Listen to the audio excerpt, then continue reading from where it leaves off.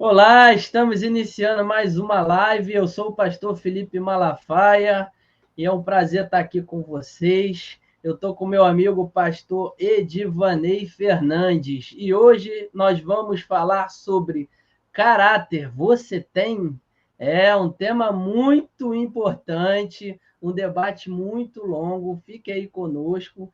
Vou pedir para vocês já de imediato, curta, comente, compartilhe, tá? Para que a gente possa saber de onde você está aí nos comentários. Nós estamos aqui do Rio de Janeiro, Cariocão, e aí nós queremos que você participe. Bote lá seu comentário, seu testemunho, tudo que você deseja colocar. Se precisar também um pedido de oração, a gente está sempre orando pelos inscritos do canal e nós ficamos muito felizes por estar orando por vocês, tá bom? Então compartilha, curta, para ajudar o canal a crescer, indique para um amigo, indique para um familiar, para ele também aprender sobre caráter. Meu amigo pastor Edivanei, prazer estar aí com você. Deus abençoe sua vida, tá? E vamos já iniciar a primeira pergunta sobre o debate. Vamos lá. Maravilha, vamos nessa. Dizer que é um prazer poder estar aqui com você, pastor Felipe, no Sons de Adoração. Eu gosto de falar que a nossa vida ela tem o potencial de expressar a glória de Deus aqui na Terra. Então eu entendo que nossas vidas também é um som de adoração aqui na Terra. Nós podemos ecoar uma adoração a Deus expressando através da nossa própria vida. Então é um prazer estar aqui com vocês. Tá bom. Vamos lá, primeira pergunta. O que a Bíblia realmente ensina sobre caráter? Bom, pastor Felipe, primeiro é importante a gente pensar um pouco, né, sobre o que é caráter, mas eu já aqui digo para você o seguinte: o caráter ele fala de coisas muito intrínsecas do ser humano, coisas que são internalizadas no ser humano. Eu penso que caráter envolve dois fatores importantes: crenças e valores. Diante disso, é basicamente a gente pensar que a Bíblia, em toda ela vai trazer esse assunto à tona. Por quê? Na Bíblia nós aprendemos valores da vontade de Deus. Na Bíblia nós aprendemos sobre crença. E aí, quando eu estou falando crença aqui, não é só a relação do ser humano com o divino, não só o fato do homem acreditar no ser divino, em Deus, na soberania de Deus, mas quando falo de crenças, eu falo sobre verdades que são expressas e verdades que são atraídas para o ser humano ou internalizadas pelo ser humano como um fator de direcionamento da vida deles. Então, eu diria que a Bíblia ela ensina sobre caráter em vários aspectos, porque envolve o ser humano. E o caráter faz parte da composição do ser humano. Então, de maneira abrangente, eu diria que ler a Bíblia é aprender sobre o caráter de Deus e também sobre o caráter do homem. Beleza, muito bom. Ele deu uma excelente explicação. E antes de partir para outra pergunta, queremos aqui anunciar o canal do pastor Edivanei, tá? Se você quer segui-lo, você pode aí colocar aí o arroba no Instagram e no YouTube. Edivanei Fernandes, não é isso, pastor? Isso, @Edvanei Fernandes, tanto no YouTube quanto no Instagram. Isso. E também tem um canal crente.docente. Tá? Isso. Aí esse Explica canal para a aí é gente o que foi isso. voltado, ô pastor, para a área de ensino bíblico. Então, você que deseja se aprofundar, deseja instrumentalizar os meios para poder ensinar a palavra de Deus, aprender mais, o crente docente ele trabalha essa visão de que para cumprir o ID, todo discípulo de Cristo precisa ser um professor da palavra de Deus. Então, é o canal aí do nosso ministério, Instagram, crente.docente, e no YouTube Crente Docente, você entra lá, tem muito material. É isso aí. Segunda pergunta, por que o caráter é mais importante do que o talento ou aparência, segundo a palavra de Deus? Isso aí é muito interessante a gente pensar sobre isso. Por quê? Hoje em dia, muitas pessoas têm relevado o caráter em relação à necessidade de demonstrar o talento ou demonstrar uma aparência. Lembra que eu falei aqui que o caráter é algo muito intrínseco e que ele é formado ao longo da vida por crenças e valores? Diante disso, a gente pensa que nenhum talento e nenhum aspecto de aparência consegue se sustentar por todo o tempo. É impossível que você mantenha um aspecto de aparência sem que tenha uma essência. É necessário ter a essência de um caráter transformado por Deus para que aquilo que a gente demonstra através dos nossos próprios talentos e através da nossa aparência possa ser condizente. Pensa bem, provavelmente a gente vai acabar falando sobre isso em algum outro momento aqui, mas a aparência e o talento, eles favorecem muito os aspectos da reputação, porque a reputação, ela é um reflexo do caráter. Só que a reputação, ela pode de alguma forma ser maquiada, ela pode ser moldada para aquilo que as pessoas vão ver. Então, o caráter, ele é mais importante porque ele deve ser exercido em qualquer circunstância, em qualquer lugar, independente se tem alguém vendo você ou não vendo você. Alguns autores, eles trabalham muito isso, né? Então, assim, até a título de indicação, para além da Bíblia Sagrada, existem muitos autores que trabalham esse assunto relacionado ao talento, aos aspectos das vocações, sobre a questão do caráter. Por quê? Porque, geralmente, o talento, ele é algo que foi dado, ele foi, às vezes, desenvolvido. Se a gente pensar, por exemplo, em assunto paralelo sobre talento, pensar, por exemplo, no dom, ele é direcionado por Deus, Deus, na sua benevolência, ele entrega isso e ele simplesmente fornece para que tenha uma utilidade. O que a pessoa vai fazer com o seu talento é uma responsabilidade própria na administração daquilo que Deus concedeu. Então, o caráter, ele na verdade vai sustentar o teu talento, ele vai sustentar a tua vida e fazer com que esse talento que foi recebido, ele possa literalmente dar os frutos de acordo com a vontade de Deus. Então, eu diria que o caráter ele é mais importante do que o talento, porque ele é base para o bom desenvolvimento do talento e para uma boa prestação de conta da responsabilidade que nós temos em relação àquilo que nós recebemos de Deus.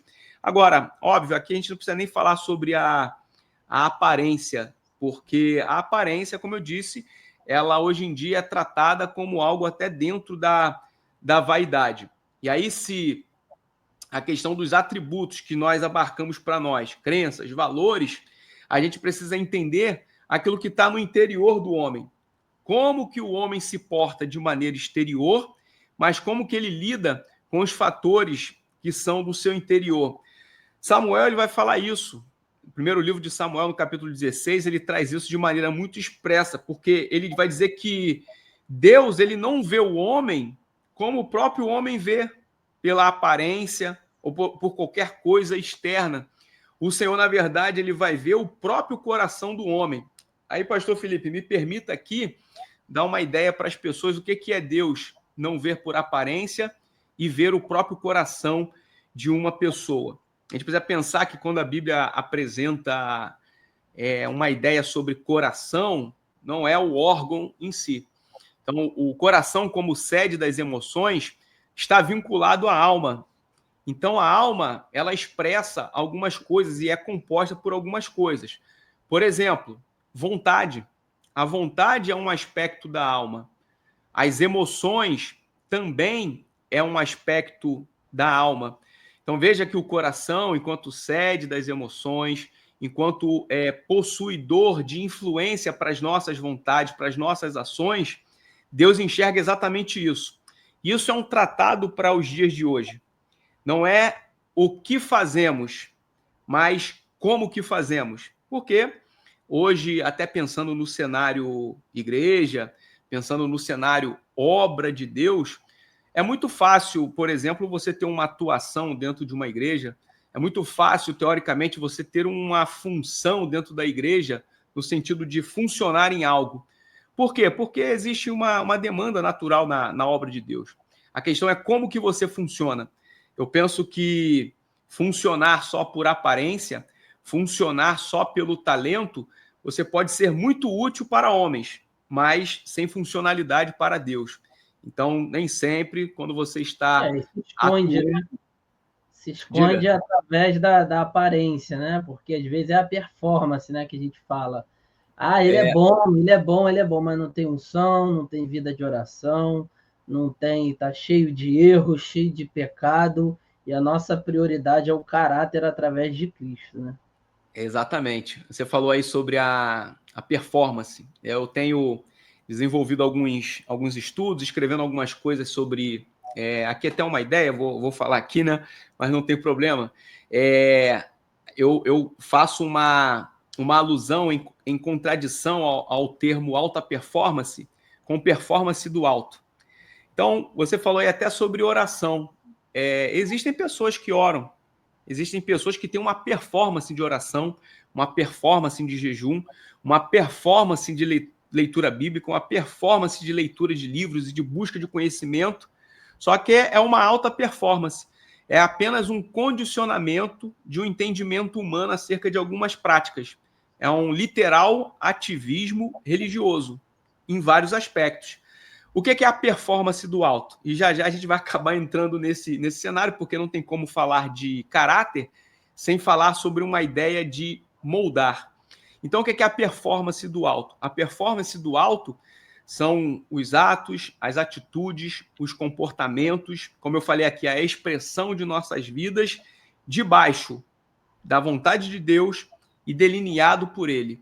Então, não é o que eu faço da maneira com que eu quero, da maneira com que um sistema, impôs para mim, mas da maneira com que Deus direcionou. Então, hoje em dia, com o advento da internet, e que bom que temos uma ferramenta como essa para tratar sobre assuntos como esse, nós temos muitas possibilidades de ouvir muitas vozes. Faça não sei quantos dias de jejum, ore de tal maneira, ore não sei que horário, faz isso, faz aquilo, e tem que fazer isso, que isso vai fazer dar certo. Então tem muito isso. Só que isso é alta performance. Agora, a performance do alto é o teu entendimento de vida prática, de expressão de vida nos moldes de Deus. Então, é a performance do alto. A performance do alto vai te moldar diante da vontade de Deus. Isso aí. De que maneira podemos cultivar um caráter que agrade a Deus e não aos olhos humanos?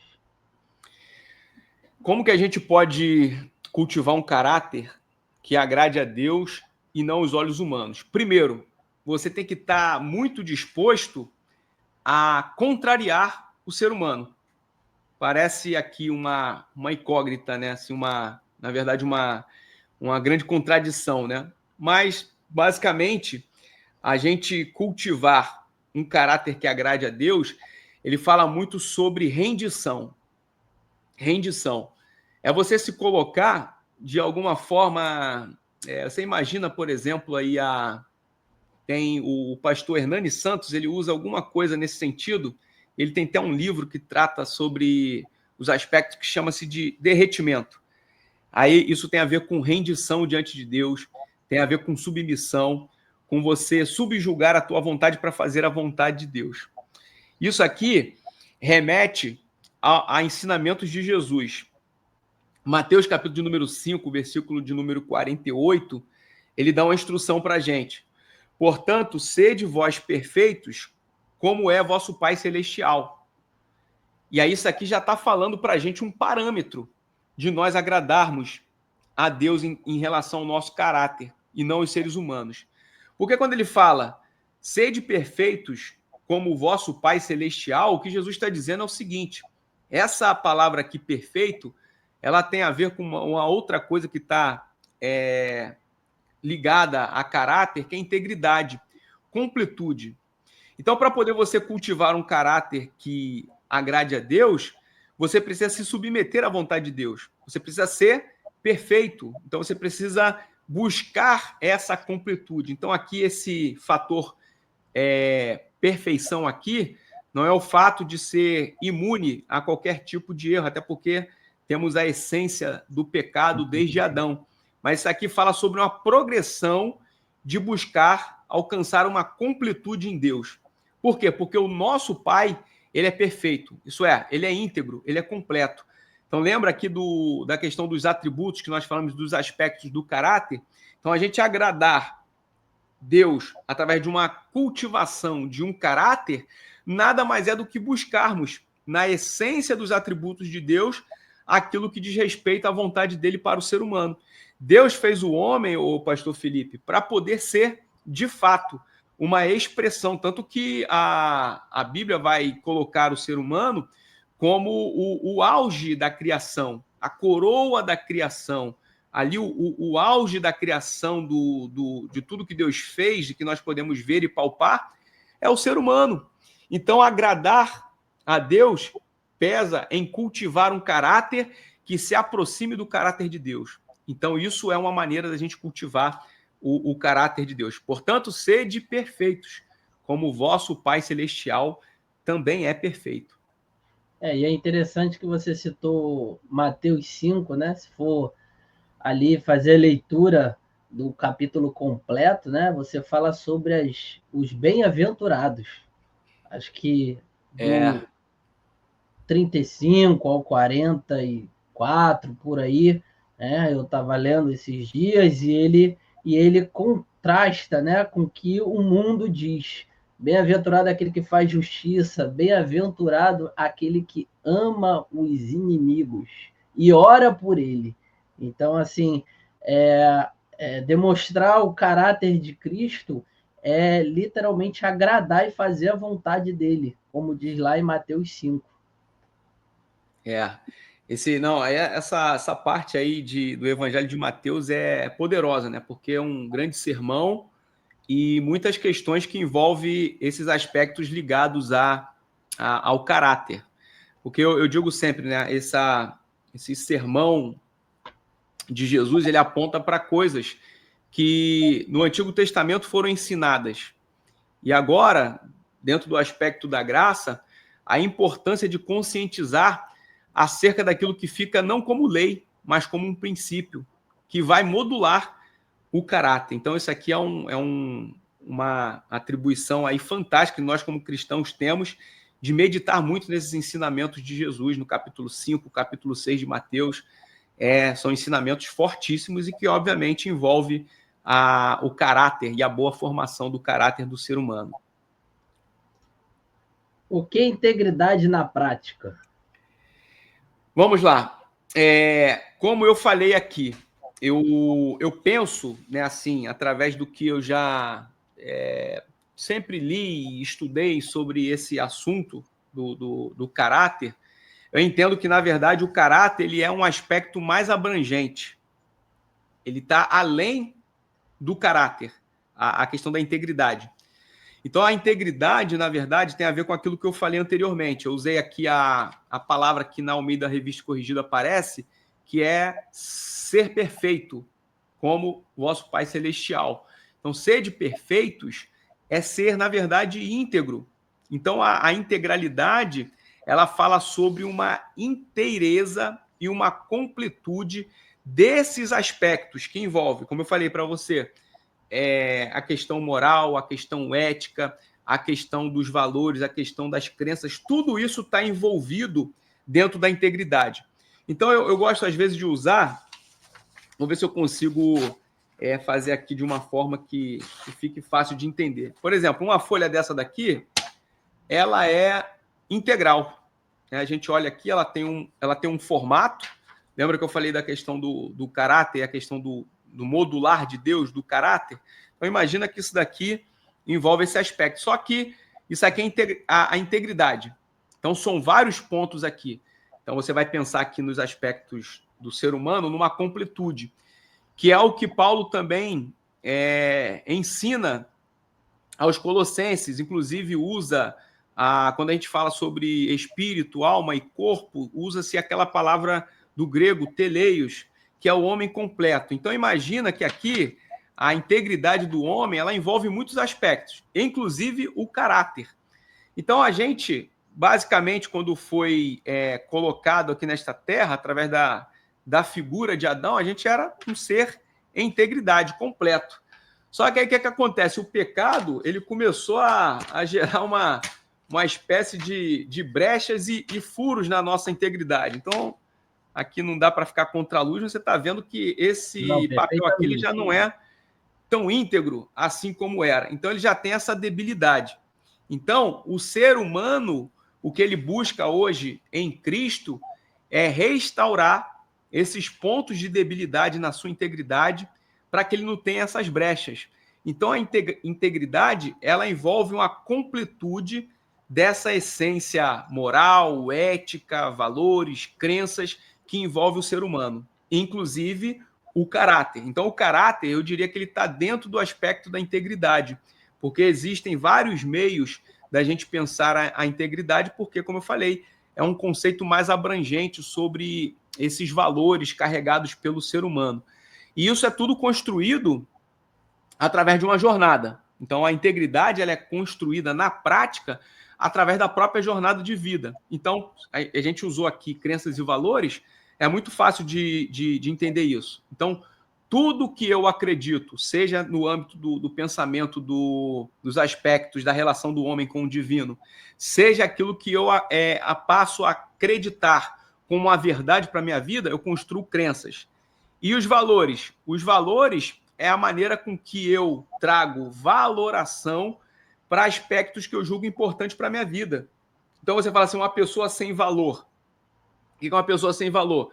É uma pessoa que ela não valorou um aspecto que é importante dentro de um conceito base para a vida. Então a pessoa não dá valor à vida. O que é isso? Pô, ela não está valorando, ela não tem ali uma construção de valor em algo que é mais basilar da essência do homem, que é o direito à vida, por exemplo. Então, a integridade ela tem a ver com isso, com a completude da formação de crenças, valores, aspectos da alma, aspectos do corpo, aspectos de vários, de uma abrangência de vários aspectos da vida humana.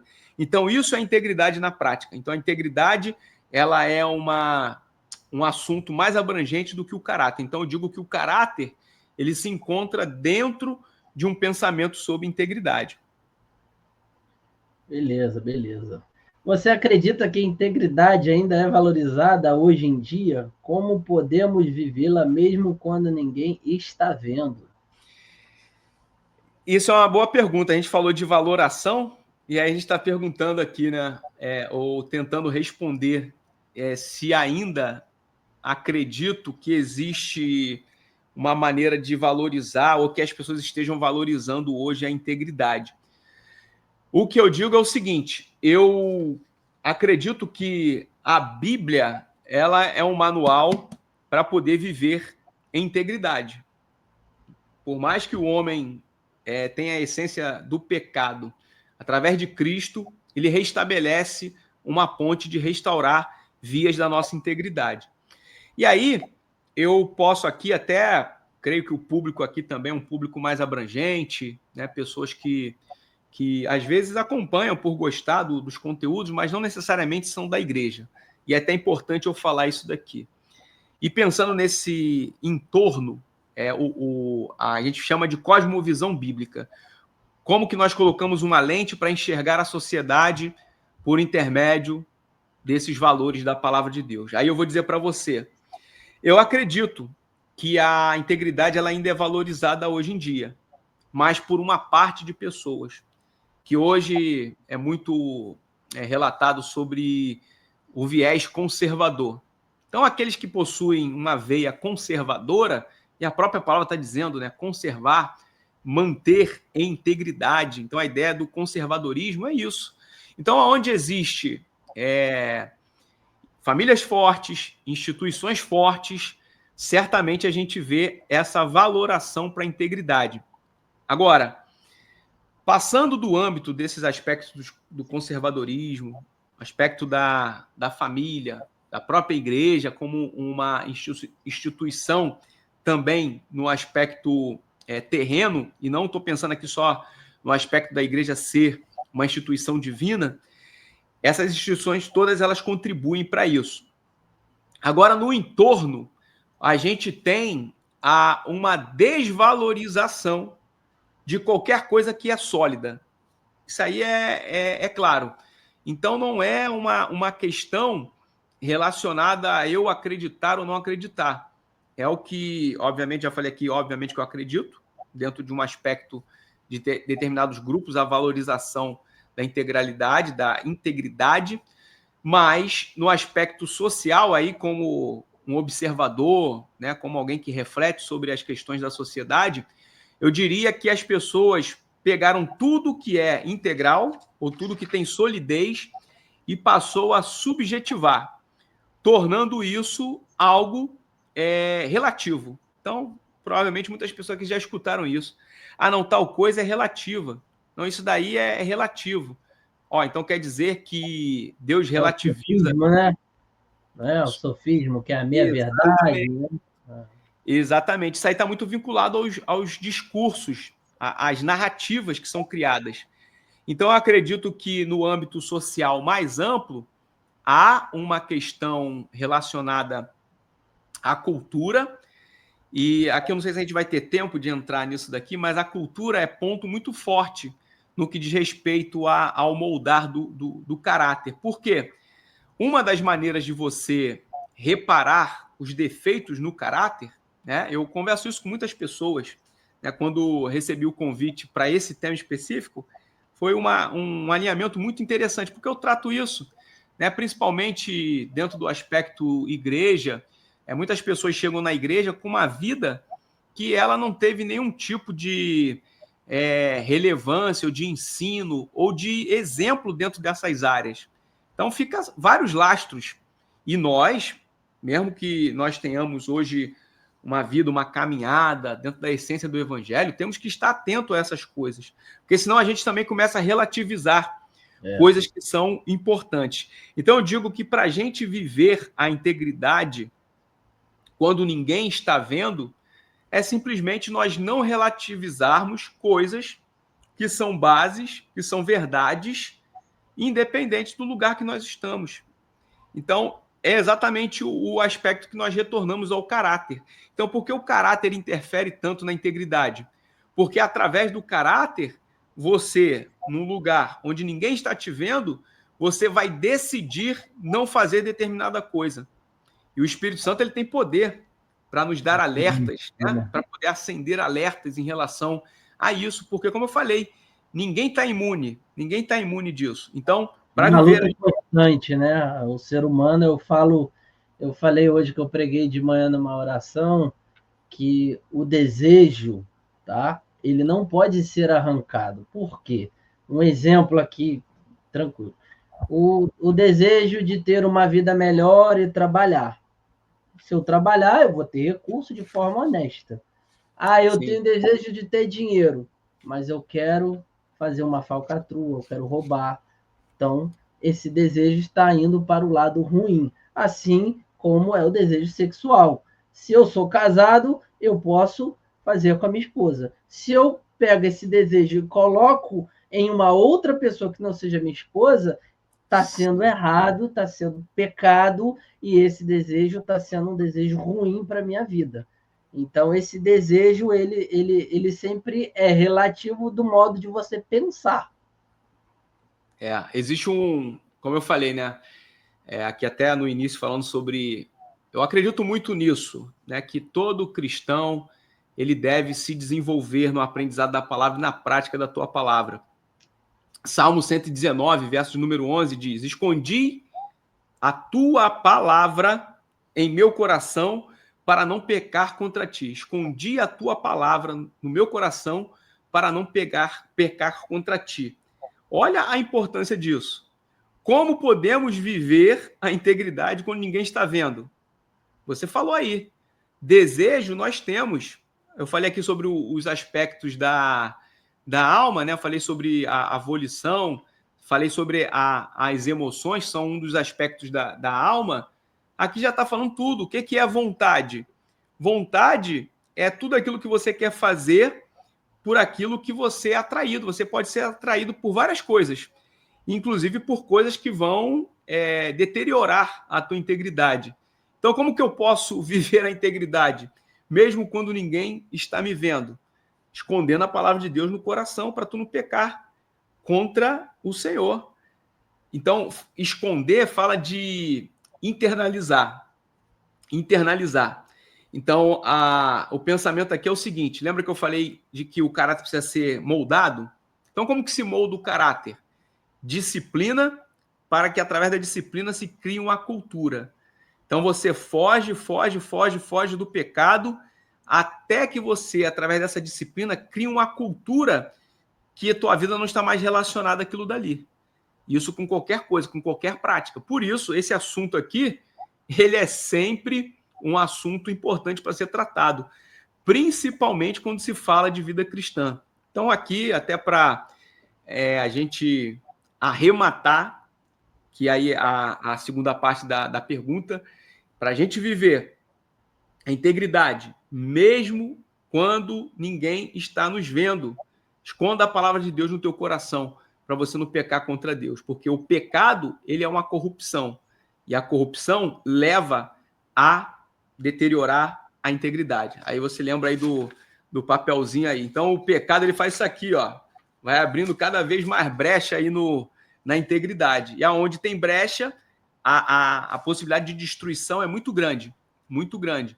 Eu dou exemplo sobre isso daqui, falando sobre uma casa que ela pode ter laje e ela pode ter um telhado. E aí, daí a pouco, se percebe que mesmo assim tem uma goteira. Ok, tem uma goteira. Você viu a goteira.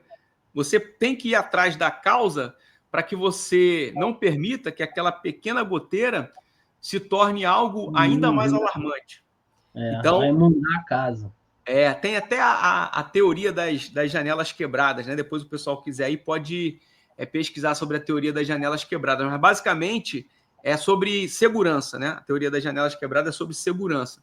Então imagina que se um lugar ele está intacto e a partir de um momento alguém vem ali e exerce um ato de vandalismo, quebra uma janela, e aí as pessoas que administram aquele edifício, aquele prédio, eles não vão reparar aquela janela. Daí passa outro delinquente ali naquele lugar, viu uma janela quebrada. Bom, eu posso cometer um outro ato aqui de depredar, de pichar, de fazer qualquer coisa, porque esse lugar aqui, ninguém está tomando conta dele. Então você vai abrindo brechas, vai corrompendo a integridade e vai gerando uma destruição sem que você perceba. Então essa teoria das janelas quebradas, ela fala sobre isso. Ao primeiro sinal, né, como eu usei aqui, de uma goteira na sua vida, ao primeiro sinal de uma janela quebrada na sua vida, busque meios. Talvez você vai encontrar dificuldade, mas eu estou falando aqui, busque meios de você reparar algumas coisas, porque senão aquilo se acumula e depois a gente tem uma degradação muito grande em relação à figura humana. Infelizmente, eu não costumo tocar em nomes, não costumo falar sobre esses assuntos, mas é o que nós vivemos hoje, inclusive no âmbito daqueles que são chamados líderes, daqueles que são chamados hoje, entre aspas, referências, porque estão em lugares ou estão em possibilidade de atingir uma quantidade de pessoas, e quando menos se espera, os escândalos aparecem. O que são os escândalos quando aparecem nisso? Bom, em algum momento houve falha no caráter que gerou deterioração da integridade e, por consequência, gerou um acúmulo, e esse acúmulo gerou uma destruição. O escândalo, o acontecimento, apenas um reflexo da falta de manutenção de coisas que são importantíssimas nós pensarmos: caráter e integridade. Como diz a Bíblia, né? Um abismo vai puxando o outro. Se você não sai desse abismo, né, que é a teoria da janela quebrada, para que você possa ter uma vida reta e não viva no pecado, né? Que vai começando a fazer, quando vê já está no lamaçal do pecado, exercendo coisas que não que não agrada a Deus, né? Como fruto do Espírito revela o caráter de alguém. Isso aí é interessante, hein? Isso é muito interessante. Isso aí é Gálatas, capítulo de número 5. O apóstolo Paulo, escrevendo aos Gálatas, ele trata sobre o fruto do Espírito. E aí eu gosto muito dessa palavra, né? Você já viu que eu já repeti ela várias vezes, porque eu entendo exatamente disso. Eu penso que o fruto do Espírito, ele vai fazer com que a gente decodifique a vida de uma pessoa através daquilo que ela faz. Por isso que eu uso sempre a palavra expressão. Então, o fruto do Espírito, ele já está trazendo para nós uma dica. Primeiro, fruto fala sobre um resultado. Sobre um resultado. O fruto é um resultado da vida. E como que isso revela o caráter?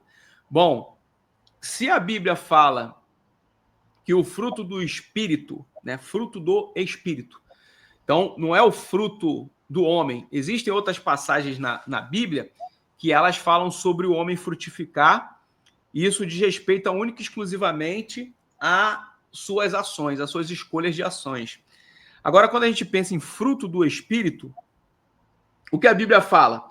O fruto do Espírito é amor, alegria, paz, longanimidade, benignidade, bondade, fidelidade, mansidão, domínio próprio. Então, esses aspectos do fruto do Espírito, eles são fatores que revelam a quem nós estamos permitindo que nos influencie. Eu gosto da palavra influência porque influência é influir em. O que é influir em? É você entrar pela vida de alguma pessoa. Então, hoje, nós estamos aqui conversando sobre um assunto muito importante. Então, isso aqui está sendo um meio de quê? De influência. Você que talvez está aí assistindo a nossa conversa, você está sendo influenciado. Por quê?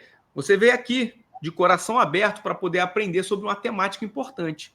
Então, você está deixando com que este conteúdo, com que a minha vida, a vida do pastor Felipe, seja uma influência para o teu aprendizado. E aí, o fruto do Espírito. O que é o fruto do Espírito? É quando nós nos abrimos para que o Espírito Santo influa em nós, para que ele possa nos encher e nos fazer transbordar. Porque quando algo transborda de alguma coisa. Eu até esqueci de botar aqui uma água para mim, né? Mas, por exemplo, tem essa taça aqui. Ela está sem água, então ela está vazia. Se eu começar a encher, eu estou enchendo ela de alguma coisa, de algum tipo de líquido ou de algum tipo de material, porque ela é um recipiente, então ela cabe aqui várias coisas nela. Quando isso enche a ponto de transbordar, só tem como transbordar daquilo que está cheio. Então, o fruto do Espírito é o transbordo da influência do Espírito Santo na nossa própria vida. Então, por isso que fala, olha, o fruto do Espírito é amor, alegria, paz, longanimidade, benignidade, bondade, fidelidade, mansidão, domínio próprio. E o apóstolo Paulo fala, contra essas coisas não há lei. Por quê?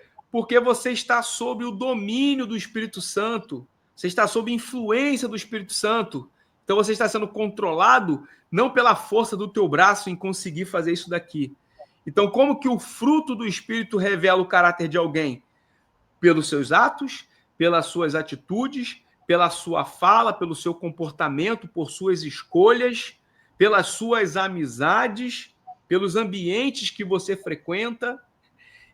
É a grande realidade. O fruto do Espírito, ele revela o caráter de uma pessoa em várias dimensões. Porque, como eu gosto de explicar, o fruto do Espírito é o fruto. E ele tem vários aspectos. Então, eu narrei aqui aqueles que são os 9 aspectos do fruto do Espírito. Então, aí, o entendimento para que o fruto do Espírito se revele é você pensar numa maneira multidirecional. Então, tudo que você faz, tudo que você executa, tudo que você fala, tudo que você vê, como você se comporta, como que você age em várias circunstâncias, está revelando o seu caráter através do fruto do Espírito. Então, você representa aí a ideia do fruto com os aspectos que são transparecidos.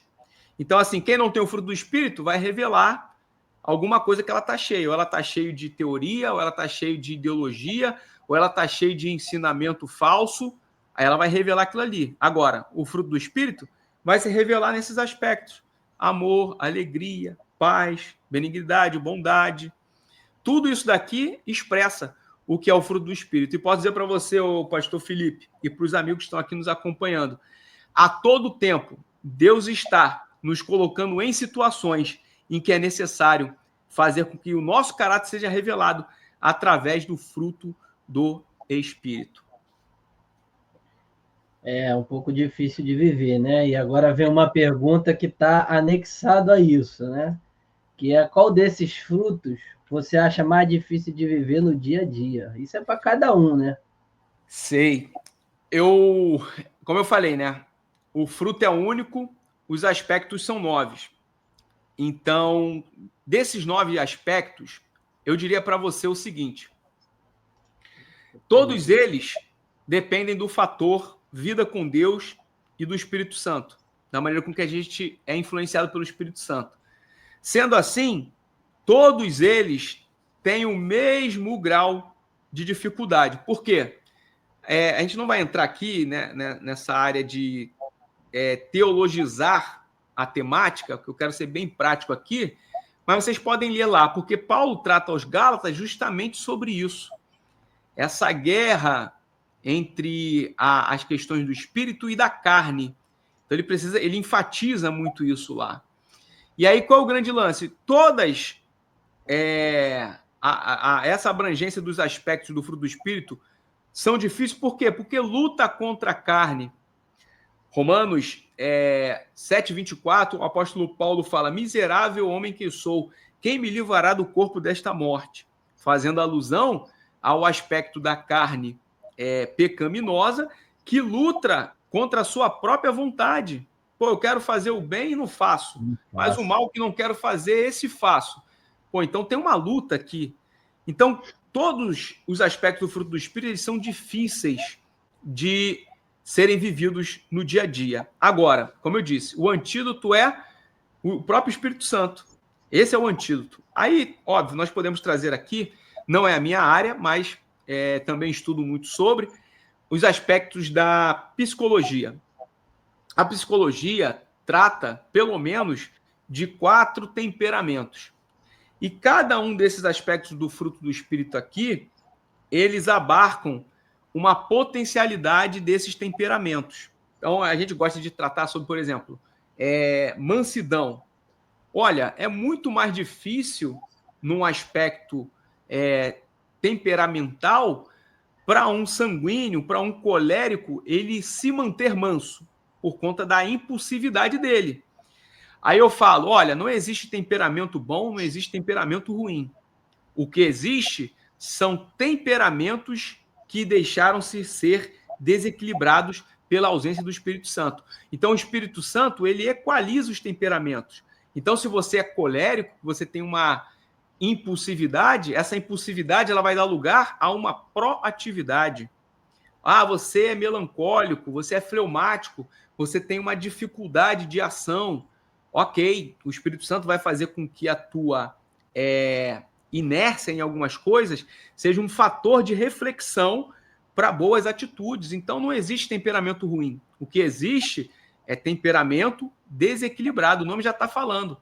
Temperamento. Então, nas suas características, todo temperamento ele precisa ser equilibrado. Então, dentro desse aspecto, aí para não trazer muito para o lado da teologia, mas para o ambiente do dia a dia e prático, todos os frutos aqui, ou todos, quer dizer, todos os aspectos, eles são difíceis, mas dentro do aspecto do temperamento, nós precisamos conhecer o nosso temperamento para ver qual deles aqui são condizentes com as ênfases do nosso temperamento. Então, você é mais colérico, você é mais impulsivo, ok, então deixa eu prestar atenção se eu não estou deixando de ter domínio próprio, se eu não estou deixando de ter mansidão, e agindo. Olha só, o fruto, em seus aspectos, um vai influenciando o outro. Por exemplo, aqui, tem uma palavra aqui dentro desses aspectos do fruto do Espírito, fidelidade. Fidelidade são pessoas que agem se obrigando ou fazendo aquilo que elas se obrigaram.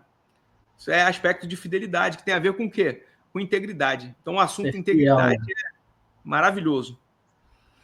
É interessante, né? Esses gomos, né? Vamos colocar assim sobre o fruto, né? Fica mais fácil, porque é apenas um único fruto e temos vários gomos sobre. Quando a gente é criança, né? Eu lembrei muito, né? Que eles pegam um fruto e dividem em vários gomos. Isso vai ser mais enfático, né, na forma da criação. Né? Um exemplo, como você falou, se uma pessoa é agitada, né, ela é nervosa, mais ansiosa, ela vai ter um impulso, se ela não se controlar, maior do que uma pessoa mansa. Então, Sim. claro, todos são difíceis, mas cada um vai ter ali um grau, né?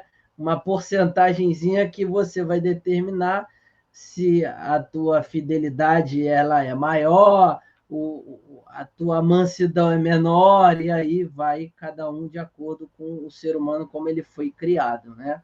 Com base aí, como você falou, na psicologia, né? Se é fleumático, se é outras características. Muito bom. E eu quero aqui, antes de partir para a próxima pergunta, se você chegou aí no meio da live, né, de repente você pegou aí um corte, se inscreva no canal, compartilhe, como eu já falei aqui também, tem o canal do Edvanei Fernandes, tá? Não só canal, mas também o Instagram, e o Crente Docente, tá? Crente.docente, onde ele fala sobre a área teológica. Tá? Existe algum teste do caráter que Deus usa em nossa vida para desenvolver esse... Está errado aqui, né, gente? Esse fruto? Olha, existe. E eu penso nesse teste em duas vias, mas todos eles dentro da vontade de Deus ou da vontade permissiva de Deus. Isso aqui, obviamente, dá muito pano para manga. Mas eu falo que o próprio Deus, ele trabalha para que o nosso caráter seja testado e depois aprovado. Eu digo que Deus, quando ele nos dá uma prova, não é para nos reprovar, é para poder nos moldar, principalmente no caráter, e para nos aprovar, para poder fazermos algo para ele ou para vivermos como ele quer que nós vivamos. E aí eu falo assim, existem duas pontas. Primeiro, quando Deus está testando o nosso caráter, ele usa a forja. Então ele vai nos forjar, porque ele quer nos moldar. E aí, pela vontade permissiva dele. Não vamos entrar aqui, mas Jó, logo no início do livro de Jó, vai falar que Jó ele era um homem íntegro, reto diante de Deus.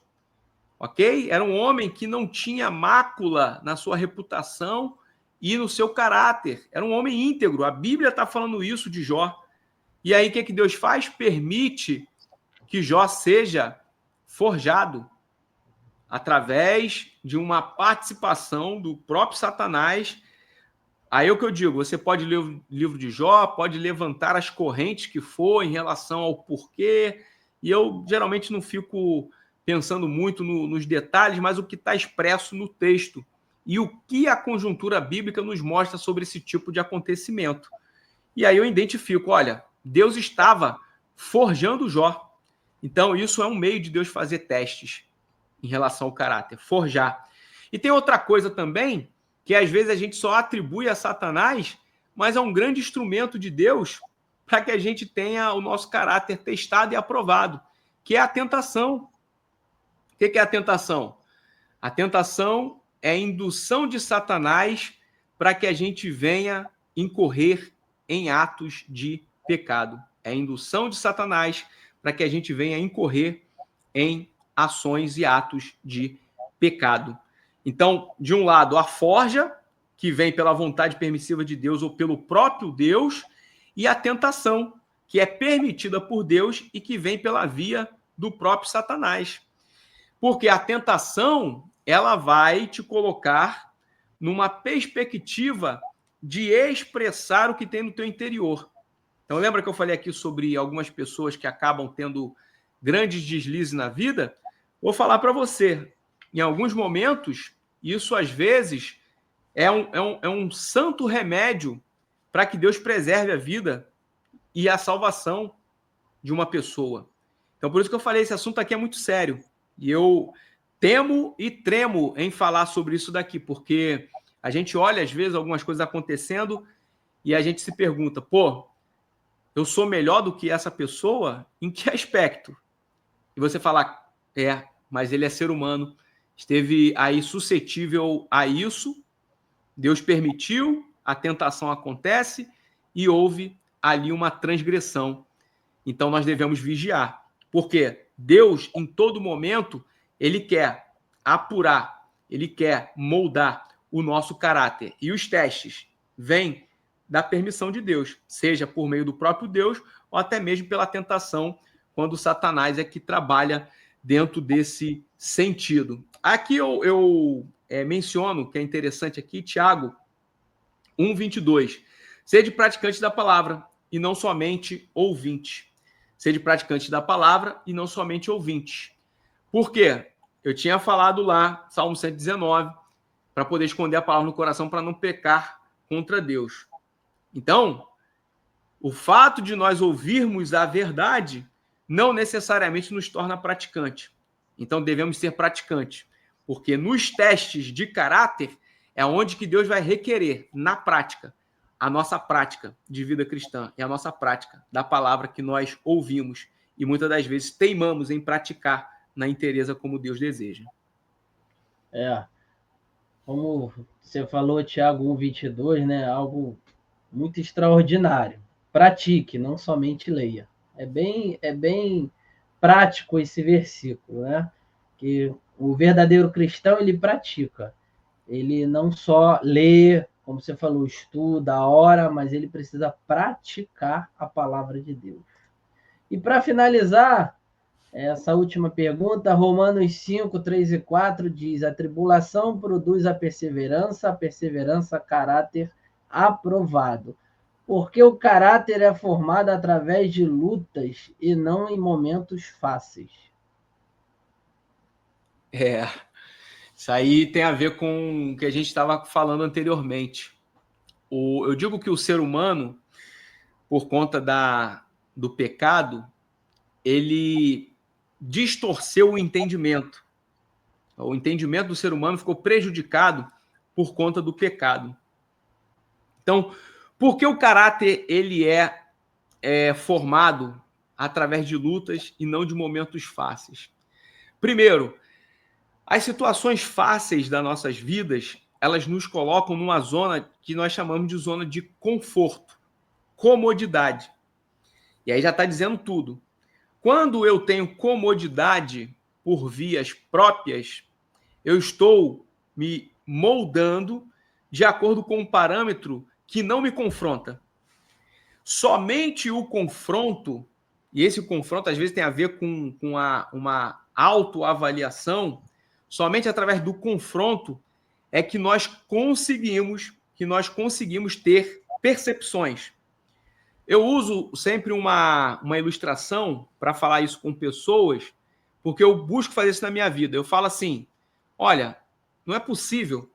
Nós precisamos nos colocar diante do espelho da vida e nos enxergar verdadeiramente como nós somos. Por quê? Porque senão você tem uma ótica corrompida de você mesmo. E aí você tem essa instrumentalidade. Primeiro, você precisa trabalhar um aspecto de autoconhecimento, de autoanálise na sua vida.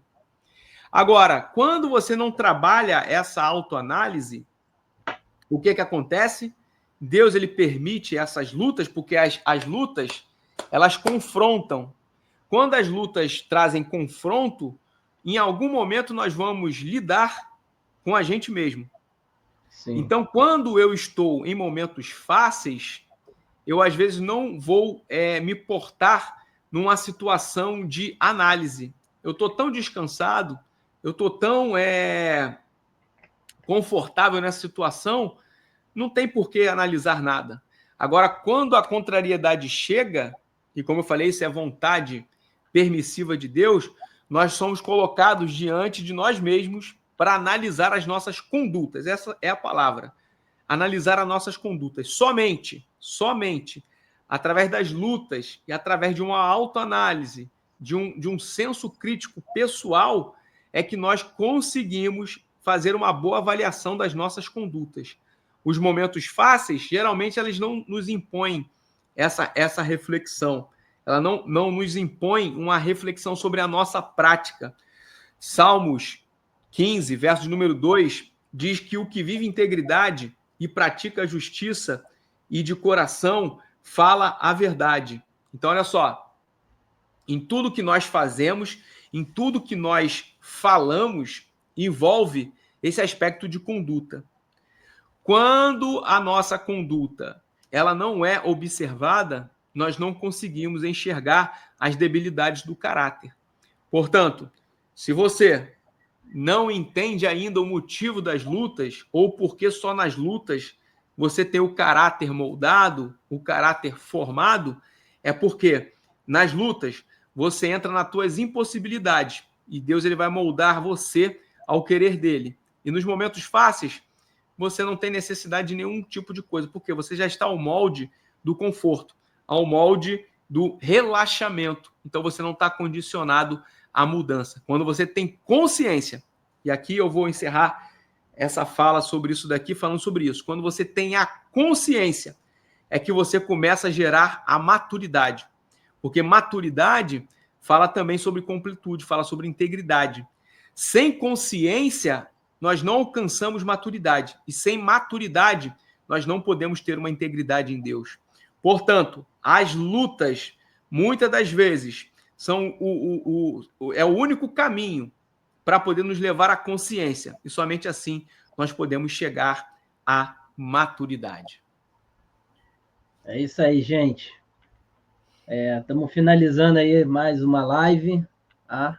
Falando sobre caráter, se você tem. O pastor Edivanei trouxe um esclarecimento muito abrangente sobre o que diz a palavra de Deus, explicou, falou sobre integridade e se você quiser, compartilhe, curta, comente, deixe sua opinião, se é contrário a algo, se você tem ali um testemunho sobre a sua vida íntegra, sobre o caráter, sobre sua família, coloque nos comentários para que a gente também possa aprender e ali também está participando, tá bom? Pastor Edivanei, muito obrigado, tá? Deus abençoe a sua vida e com certeza nós vamos trazer mais assuntos sobre outros temas para ser abordado e falar cada vez mais sobre a palavra de Deus, tá bom? Maravilha. Pastor, quero agradecer aqui a oportunidade de nós estarmos conversando sobre um assunto tão interessante, importante e que precisa estar sempre em voga, sempre precisa estar sendo falado. Por quê? É a nossa autoanálise, nós precisamos disso. Nós não estamos imunes ao fator de termos o nosso caráter moldado, transformado por Deus. E eu quero terminar aqui dizendo, né, que a palavra de Deus ela é fonte para que a gente venha ter nosso caráter transformado. Diferente do pastor Felipe, eu não tive a oportunidade de nascer numa família, num lar cristão, evangélico, que ensinasse a palavra de Deus. Então eu vivi essa transformação na prática, de ver que aquilo que me faltou na formação das minhas crenças e valores, a palavra de Deus trouxe de maneira a transformar. E eu encerro aqui dizendo, Provérbios 10, verso de número 9, diz que aquele que anda em integridade, anda seguro. Aquele que anda em integridade, anda seguro. Se você quer andar seguro aqui nesta vida, ande em integridade. Você não vai necessitar do que se justificar. A gente fala muito que o justo não se justifica. Ok, o justo não se justifica. Porque o justo, ele anda em integridade. Integridade faz a gente andar seguro. Que possa ser assim para a sua vida. Deus abençoe em nome de Jesus. Amém. Muito obrigado, meu amigo. Tchau, tchau. Forte abraço.